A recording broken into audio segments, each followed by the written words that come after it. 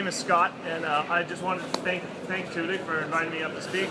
I'm going to talk a bit about multisport endurance racing.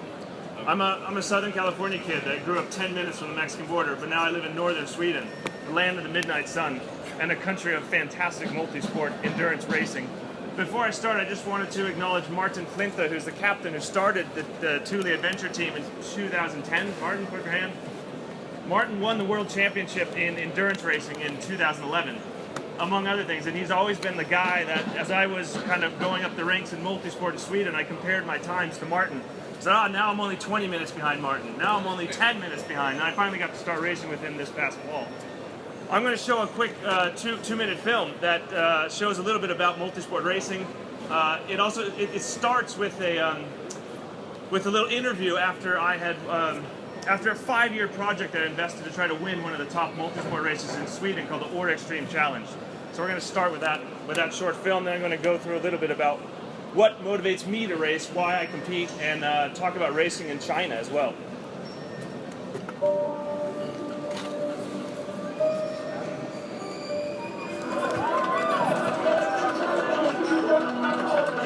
Jag kämpade 5 år för den här tävlingen. Och varje år blev det lite bättre och sen äntligen. Och allting gick jättebra. Jag hade fantastisk paddling.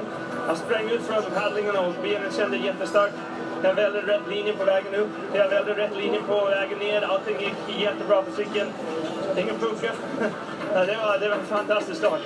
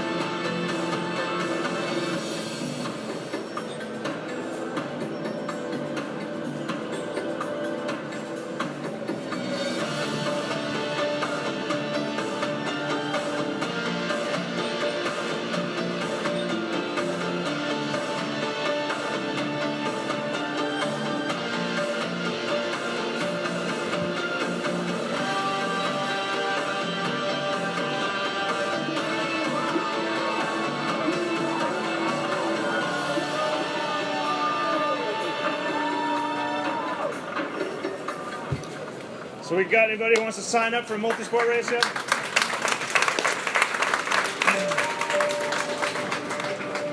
So I actually have two separate careers. It was such a good movie, we thought we'd show it a second time.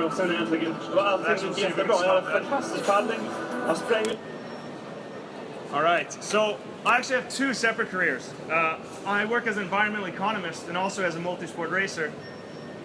As an environmental economist, I try to put a price on nature, and by price I mean trying to create a signal for the value of the things nature provides us. It provides us a lot in terms of clean water, habitat for fish and birds, but not the least recreation. And that's the link to my other career as a multisport racer. As you saw in that film, my sport is completely dependent on nature. It's dependent on these inspiring race courses, but even on an individual level, to provide the motivation for me to be out racing and preparing. So I see a link between my two careers. I always grew up with an appreciation for nature. I took fishing trips with my dad in California. And then when I got older, I went into high school and I played all the ball sports: football, basketball, baseball, and I had pretty good skills with those ball sports, but I was never fast. So after college, I took a bike trip from Mexico to Canada, a three-month journey, and that was when I realized I had this real passion for outdoor, long-distance pursuits. I may not be fast, but I had a lot of endurance. So I turned to multisport racing. I want to tell you a little bit about what that is. And from the film, you saw that it involves running, biking, and paddling, of course. But races can be anything from a 5-hour solo race, where it's only me fighting against the mountains, fighting against the rapids, or it could be actually a team race, where you have team dynamics and races that last up to 5 or 6 days non-stop. And when you're doing those types of races, you get pretty tired. And in a 6-day race, the clock never stops, so you can choose to stop and sleep. But if you do that, the other teams aren't sleeping, and they may be getting ahead. So there's always this constant battle, this balance between sleep and rest to try to make it to the finish line. And in this picture, which I thought was kind of funny, because after a 6-day non-stop race, I was 20 minutes from the finish line. My teammates stopped to tie a shoe, and I thought I'd get a couple of Z's here really quick. 20 minutes from the finish line, that's how tired we were at the end. But we managed to get through that course. Another important part of racing is the transition, where you're going from running to biking or biking to kayaking. And you may think, oh, it's no big deal, you just change your shoes. Yeah, but I lost a 5-hour race by 2 seconds once. So these seconds count, and I spend hours before a race planning the exact order of how I'm going to remove my hat, when I'm going to put the glasses on, in which way I'm going to attach the pack so that I can save every second possible.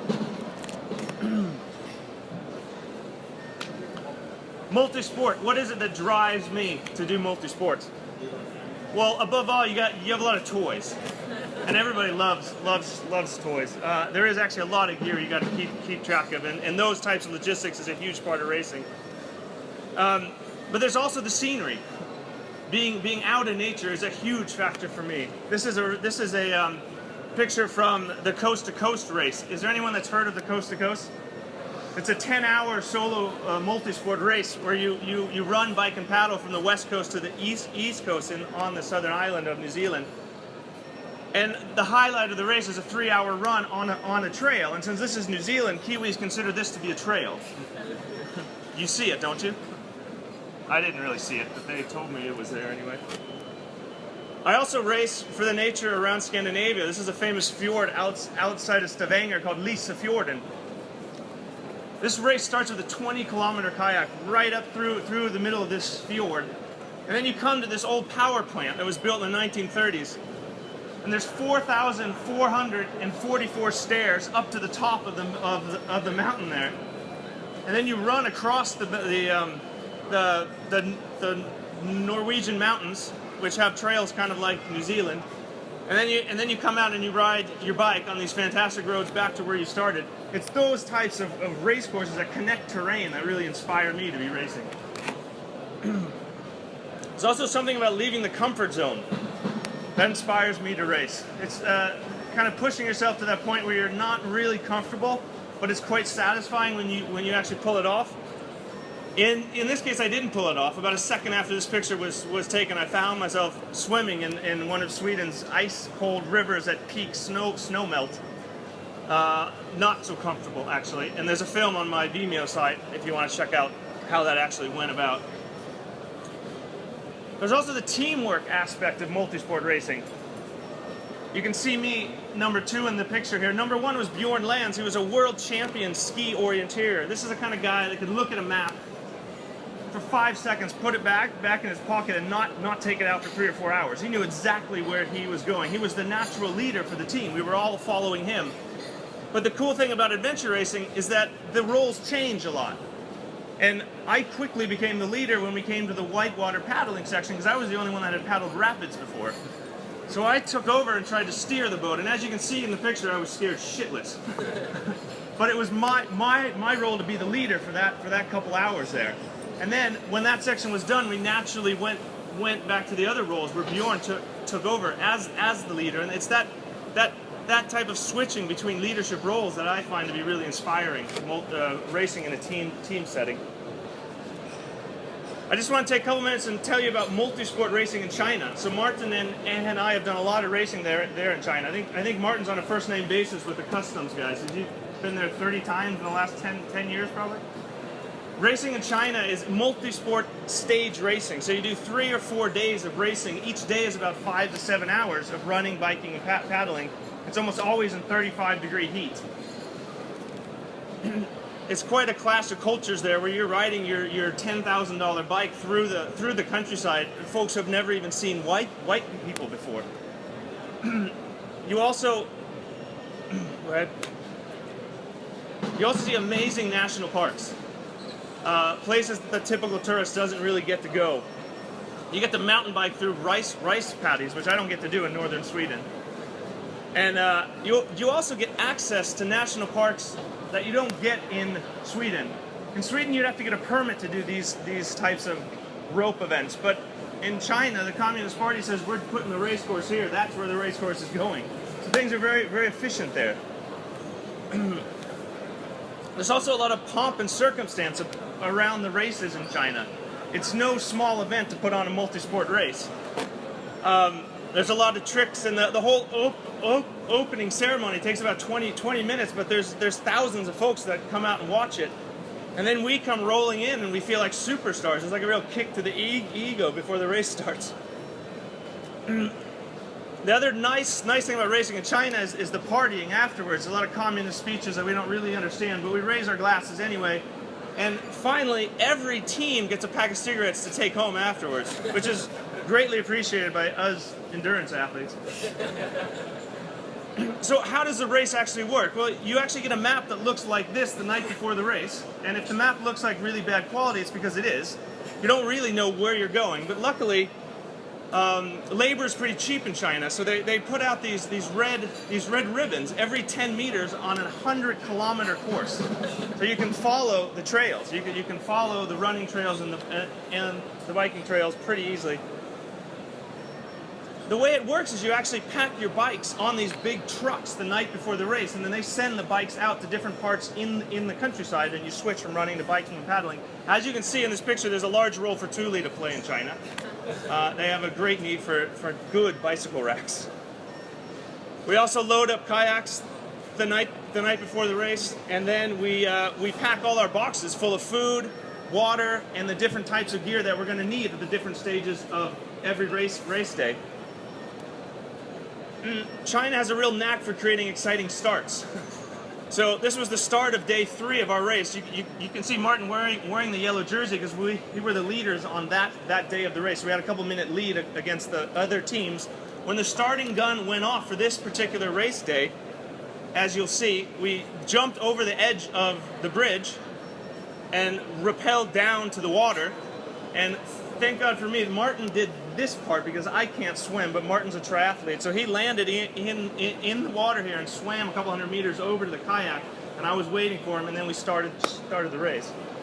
So China has a real, the people who organize races in China have a fantastic way of setting up races, exciting starts, exciting finishes, exciting canyoneering, following ropes and swimming across river canyons. There's also, every once in a while, we're doing something besides running, biking, and paddling. This is a traditional chair carry in the southeast part of China. The thing that I think is kind of cool about this particular picture is the woman being carried is actually married to the guy in front, but she doesn't look to be trusting him so well. Is there anyone that wants to guess what we're doing here? We're not running, biking, and paddling, and we're not carrying a chair.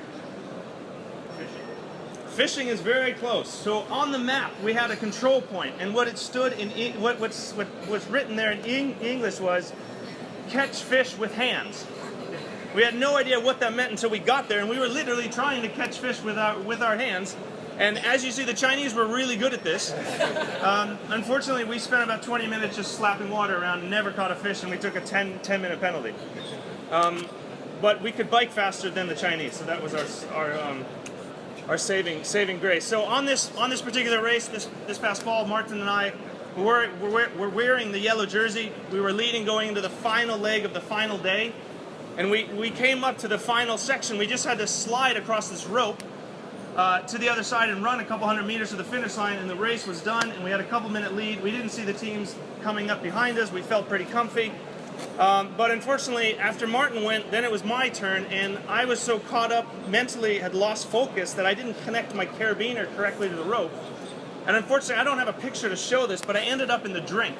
So I landed in the middle of the river there and was forced to swim all the way across the river. And as I mentioned, I don't swim very well. So we wasted all these minutes, and Martin's standing there on the other side saying, come on, Scott, swim a little faster, the other teams are coming. Thank God we made it up to the top and we sprinted to the finish, and as you'll see, not in this picture, but the next one, you'll see that we did manage to hold on for the victory, and we took home some little cash in our pocket as well. That's a small glimpse of what it's like to race in China. You're welcome to follow the Thule Adventure Team on our Facebook page, Instagram, and also Twitter. Thank you so much. Enjoy the rest of the day.